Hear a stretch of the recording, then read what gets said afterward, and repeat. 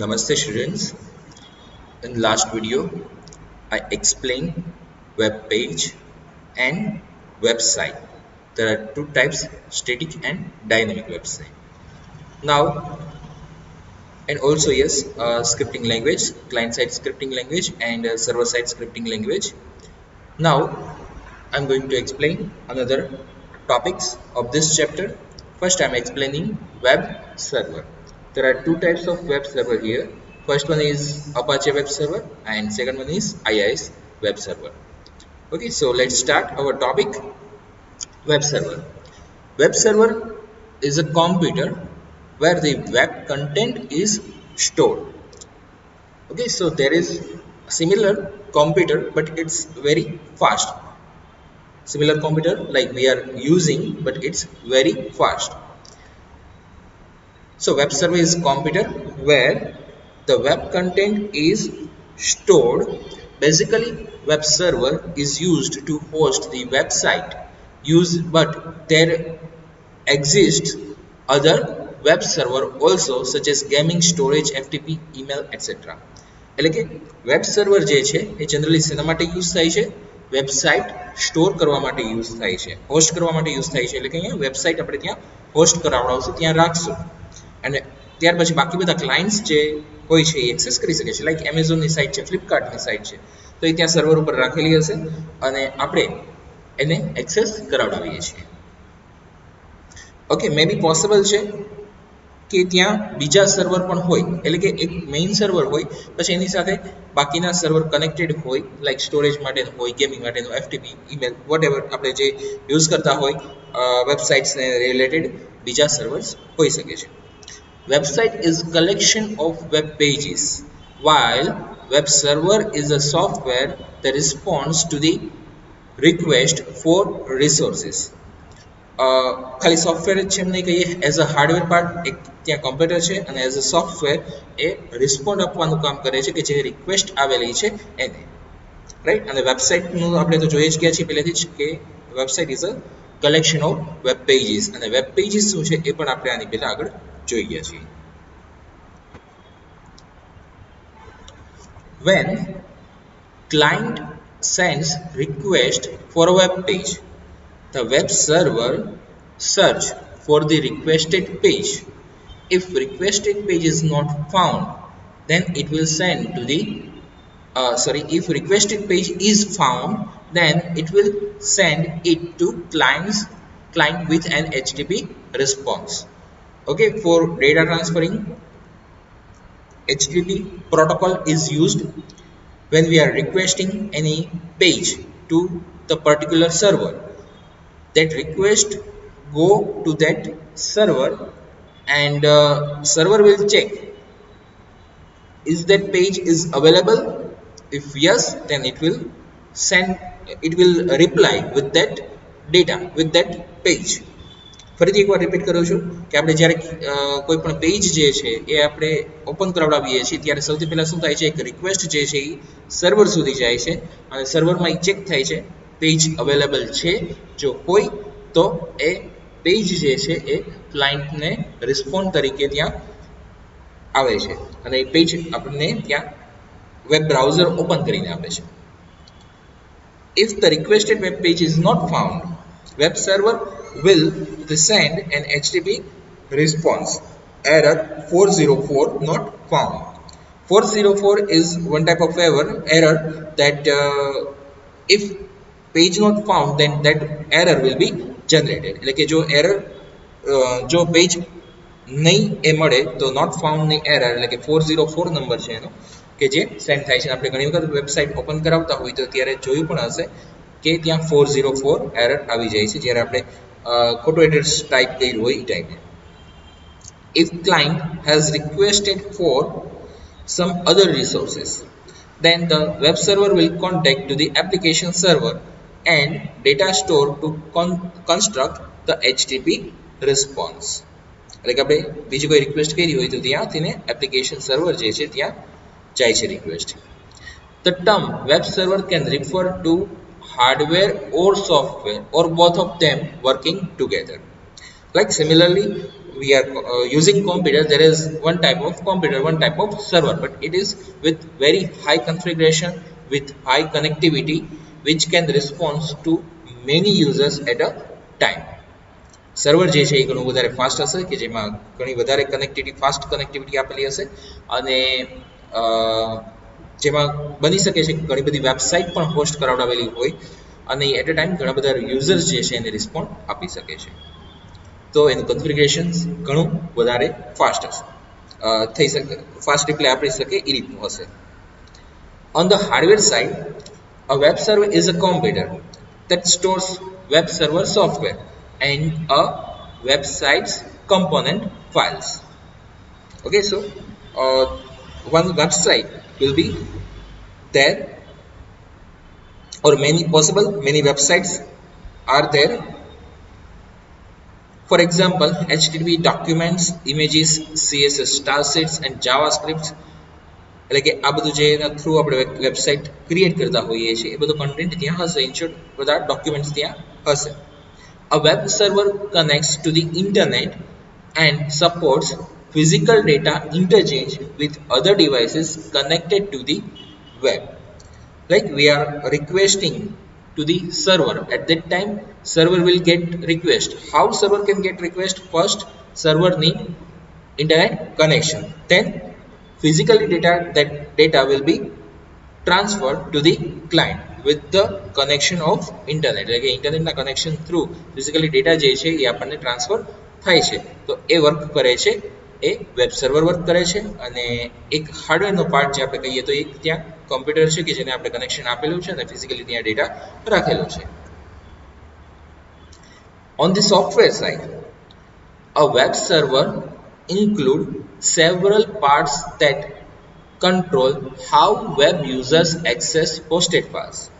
ત્યાં સોફ્ટવેર રાખેલા હશે કે ફાઇલ્સ જે બધી જે છે એ યુઝર કેવી રીતના એક્સેસ કરાવડાવી શકશે, તેનું કંટ્રોલ કેવી રીતના થશે, એ બધી જ રિલેટેડ એના સોફ્ટવેર જે છે એ રાખેલા હશે. લાઈક આપણે લોગિન કરીએ, આઈડી અને પાસવર્ડ નાખીએ પછી જ આપણે આપણો ડેટા એક્સેસ કરાવડાવી શકીએ છીએ.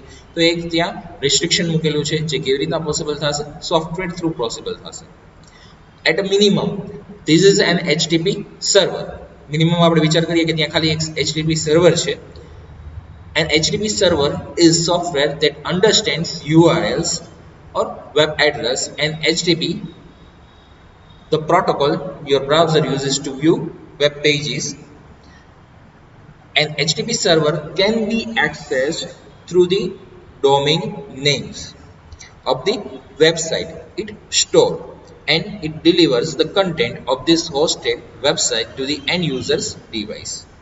So when we are typing like mvmcollegerajkot.com, then that page we can see on our computer how it works.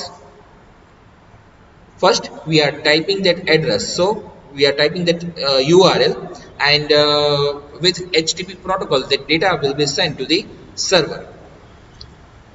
Okay, એટલે કે એ સર્વર સુધી એ ડેટા ત્યાં જશે. એટલે કે સર્વરને એક્સેસ કરાવડાવવું હોય તો આપણે ઇન્ટરનેટ ઉપર તો ઘણા બધા સર્વર હશે, પણ પર્ટિક્યુલરલી સર્વર તો જોશે. તો આપણે રિક્વાયરમેન્ટ હશે ડોમેઇન નેમની, રાઈટ, અને એના થ્રુ એ વેબસાઇટ ઓપન થશે.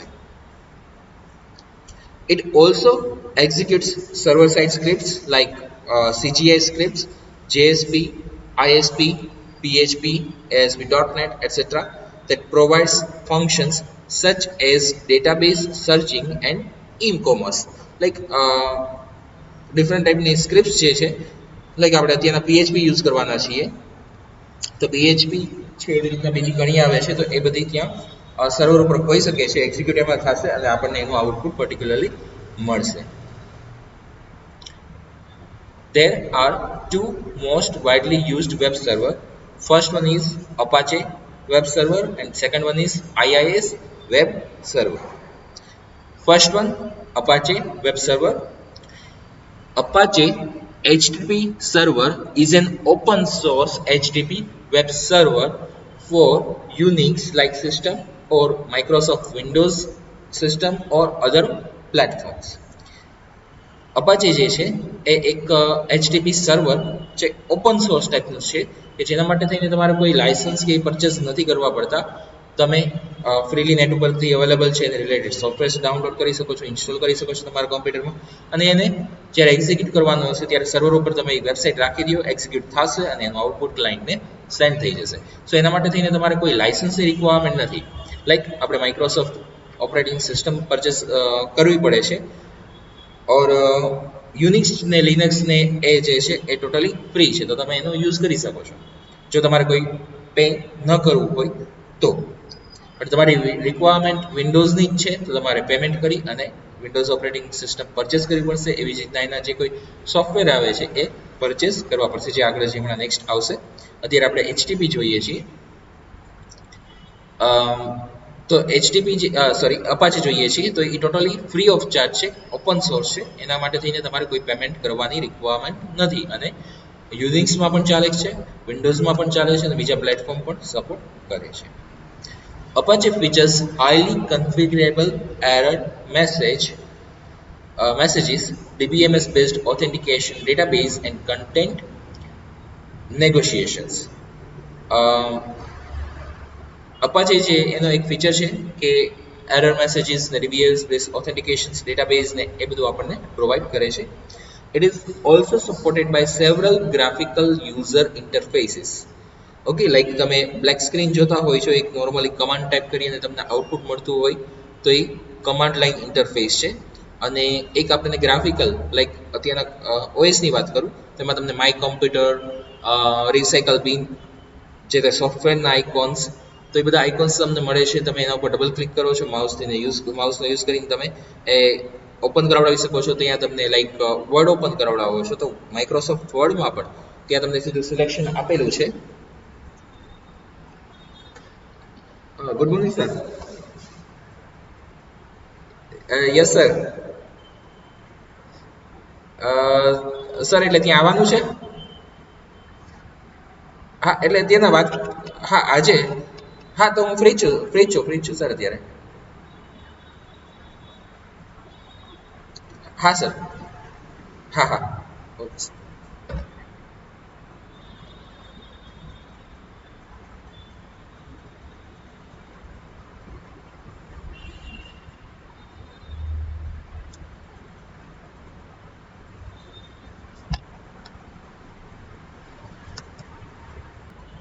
વર્ડમાં બોલ્ડ, ઇટાલિક ને અંડરલાઇન ને એવી રીતના આપેલા છે. લાઈક ફોન્ટની સાઇઝની કેવી રીતના કરવું, ડ્રોપ ડાઉનમાં આપેલું છે. તો આ બધું જે છે એ આખું GUI બેઝ જ પોસિબલ થઈ શકે છે. જ્યારે કમાન્ડ લાઈન હોય તેમાં તમને ખાલી કમાન્ડ જ ટાઈપ કરવાનો હોય, ટેક્સ્ટનું નોર્મલી આઉટપુટ તમને ડિસ્પ્લે થઈ શકે, રાઈટ. તો અત્યારના આપણે જે વર્ક કરીએ છીએ એ ટોટલી GUI બેઝડ છે. The Apache HTTP server is developed and maintained by an open community of developers under the auspices of the Apache Software Foundation. Auspicious means આશ્રય. અપાચે જે છે સર્વર એ ઓપન સોર્સ છે, પણ એ maintain થાય છે open community of ડેવલપર્સની અંડરમાં આવે છે. Apache maintain થાય છે ઓપન કોમ્યુનિટી ઓફ ડેવલપર્સ થઈ, અને અપાચે સોફ્ટવેર ફાઉન્ડેશન જે છે એની અંડરમાં આવે છે.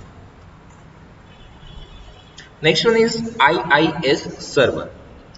The Windows Internet Information Services or Internet Information Server. Both are true. IIS નો ફૂલ ફોર્મ આપણે કહીએ તો Internet Information Services or Internet Information Server.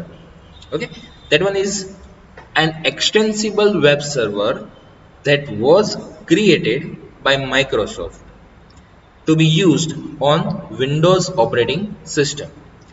એક સર્વર છે કે જે વિન્ડોઝ ઓપરેટિંગ સિસ્ટમ ઉપર આપણે યુઝ કરી શકીએ છીએ, અને સિમિલરલી આવી જ રીતે વર્ક કરે છે IIS પણ, જેમ આપણે અપાચે વર્ક કરે છે. The earlier version of the IIS server was released near 25 to 26 years ago on the 30th May 1995. પહેલું જે વર્ઝન આવ્યું 1.0 એ 1995માં આવેલું. An IIS web server accepts requests from remote client computers and returns the appropriate response. Similarly, IIS is server like Apache. Work is similar here, like we are requesting from the client computer. That request will get on server, and it will server will check is that page available. If available, then reply or respond that request, એટલે કે request જે આવેલી છે એને respond કરવો અને જે request કરી છે જે પેજની એ રિક્વેસ્ટ કરેલા પેજની પેજનો રિસ્પોન્ડ આપો, એટલે કે ઈ જ પેજ જે છે એ આપણને ત્યાં ડિસ્પ્લે કરશે. Again, I am repeating this. An IIS web server accepts request from remote client computers and returns the appropriate response. This basic functionality allows web server to share and deliver information across local area networks such as corporate internets and wide area networks like internet. Like આપણે college છે તો એમાં local area network use થાય છે, તો ત્યાં પણ આપણે એવી રીતના આઈએસ રાખવું છે તો રાખી શકાય છે. લાઈક આપણે વેબસાઇટ જે ડેવલપ કરી છે એ અહીંયા જ કોમ્પ્યુટરમાં જ ચાલે એવું રાખવું છે તો રાખી શકીએ. અને જો વાઇડ એરિયા નેટવર્ક ઉપર એટલે કે ઇન્ટરનેટ ઉપર આપણે રેગ્યુલર સર્વરમાં આપણે વેબસાઇટ હોસ્ટ કરાવડાવીએ અને બધા જ ઓલ ઓવર વર્લ્ડમાંથી કોઈ પણ જગ્યાએ એક્સેસ કરાવડાવવું છે તો પણ થઈ શકે. એટલે આઈઆઈએસનો યુઝ બે રીતે થઈ શકે છે. A web server can deliver information to users in several forms, such as static web pages coded in HTML, through file exchanges as downloads and uploads, and text documents, image files, and more. Okay, normally static page હોય કે dynamic page હોય, એટલે static web page હોય coding કરેલું હોય HTML માં, કે બીજી કોઈ ફાઇલ જે છે એ હોય ડોક્યુમેન્ટ ફાઇલ હોય, લાઈક વર્ડ ફાઇલ હોય, એક્સેલ ફાઇલ હોય, પીડીએફ ફાઇલ હોય, ઓર ઇમેજ ફાઇલ હોય, તો આ બધી ફાઇલ જે છે એ સપોર્ટ કરશે.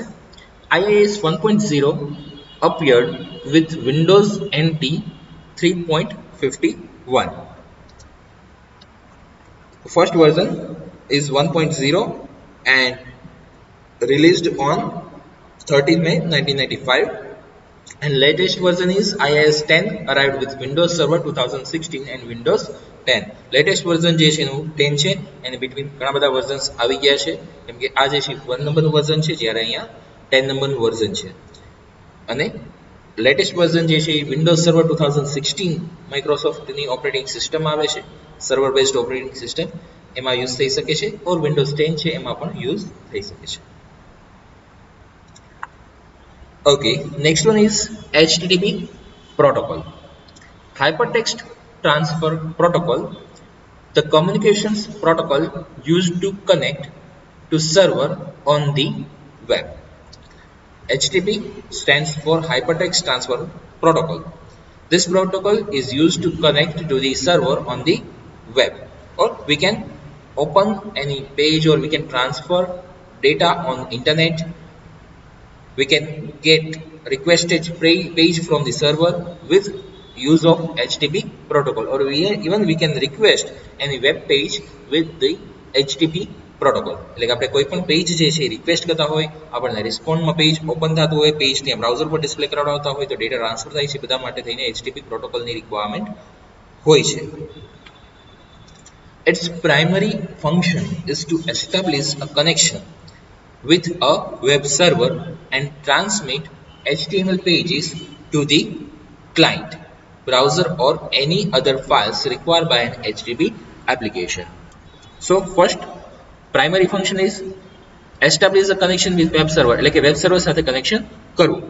Second part, transmit HTML pages to the client browser, એટલે કે જે કનેક્શન થઈ ગયું છે, જે યુઝરે રિક્વેસ્ટ કરી છે એ પેજનો રિપ્લાય આપવો, એટલે કે એ પેજ જે છે એ સેન્ડ કરવું ક્લાયન્ટના કમ્પ્યુટર સુધી, ક્લાયન્ટના બ્રાઉઝર સુધી, ઓર જે કોઈ ફાઇલની જે રિક્વેસ્ટ કરાવડાવેલી હોય એ ફાઇલ જે છે ક્લાયન્ટના કમ્પ્યુટર સુધી સેન્ડ કરવી.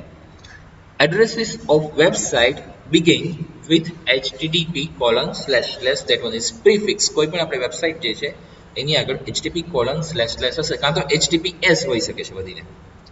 However, web browsers typically default to the HTTP protocol For example, we are typing like www.google.com is same as the typing http colon slash slash www.google.com.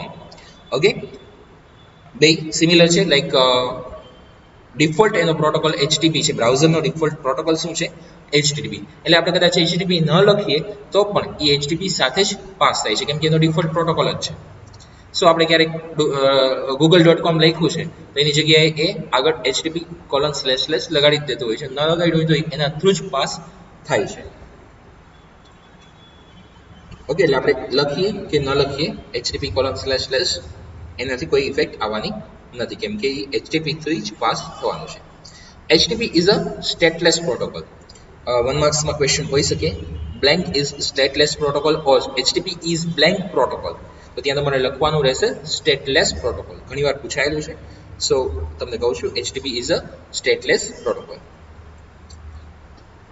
It means the connection is maintained between client and server only for the immediate request. After process done, connection will be closed. Like HTTP stateless protocols છે. એનો meaning શું છે કે જ્યારે data transfer કરવાનો હોય છે ત્યારે જ કનેક્શન થતું હોય છે. when computer or server need to transfer that data, at that time only connection will be established, and after transferring the data connection will be closed. Okay, or after process done connection will be closed. એટલે કે જ્યારે data transfer કરવાના છે એ થઈ જાય છે ત્યાર પછી કનેક્શન ક્લોઝ થઈ જાય છે. તો આ સ્ટેટલેસનો મીનિંગ શું છે એ મેં તમને ક્લિયર કરાવડાવ્યું અહીંયા. Version 1.0 of HTTP caused considerable overhead to a web downloads. First version જે છે એ સૌથી પહેલું આવેલું HTTPનું HTTP પ્રોટોકોલનું ફર્સ્ટ વર્ઝન 1.0 હતું અને એમાં પ્રોબ્લેમ્સ થોડાક આવતા હતા જ્યારે ડાઉનલોડ કરવું હોય ત્યારે. Each time a graphic on the same page or another page on the same site was requested, a new protocol connection was established between the browser and the server. So if you are open one page and now you want to download one file from that page, then HTTP protocol, extra one HTTP protocol connection will be established between client and server. Repeat કરું છું આ વસ્તુ.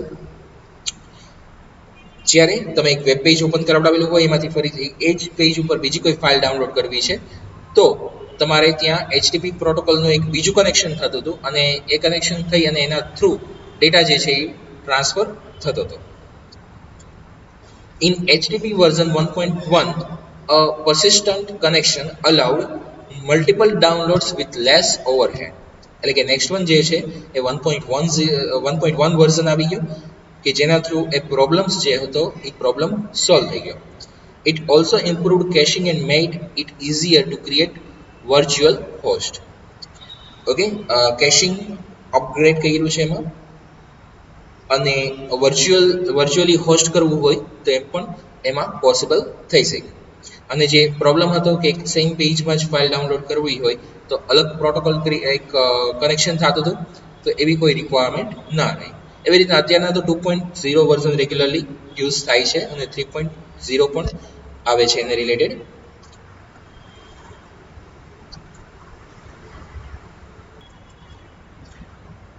The term HTTP was coined by Ted Nelson.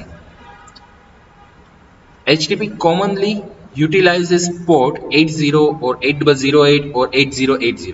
Generally, mostly port 80 is used. Internet માટે થઈને જે port use થાય છે, port એટલે કે એ થ્રુ ડેટા ટ્રાન્સફર થતા હોય છે. એમાં ઘણા બધા પોર્ટ્સ હોય છે, આપણે જે વર્ક કરતા હોય એમાં 80 નંબરના પોર્ટ ઉપર ઇન્ટરનેટ વર્ક કરે છે. કદાચ કોઈ ક્વેશ્ચન આવે તો જનરલી 80 તમારે લખવાનું હોય છે. મલ્ટિપલ પણ તમારે લખવા હોય તો લખી શકો છો, પણ 80 પોર્ટ જે છે એ HTTP સાથે યુઝ થાય છે અને ઇન્ટરનેટ એના પર જ ચાલે છે. HTTP 0.9 was the first version of the HTTP and was introduced in 1991. Okay, then HTTP 1.0 is specified in RFC 1945. Now what is RFC? specified in 1945 and introduced in 1946. Okay, now what is RFC? So RFC means request for comments. RFC means request for comments. That one is a document that describes the standards, protocol and technologies of the internet and TCP/IP since 1969. Okay, 1969 થી ને internet TCP/IP technologies protocol ને standards ને બધી details જે છે એ બધા એક ડોક્યુમેન્ટ્સમાં specify કરેલા છે કે એક ગ્લોબલી યુઝ થતા હોય એ બધા સ્ટાન્ડર્ડની બધી ડિટેલ્સ જે છે એમાં હશે. Next one is HTTP 1.1 is specified in RFC 2616 and officially released in January 1997. Next one is HTTPS protocol. HTTPS stands for Hypertext Transfer Protocol Secure. HTTPS is the same thing as HTTP but uses a secure socket layer SSL, secure socket layer, for security purposes. So when you want to send secure data or receive secure data, at that time HTTPS protocol can be used. SSL is a protocol used to secure communication between a client and server.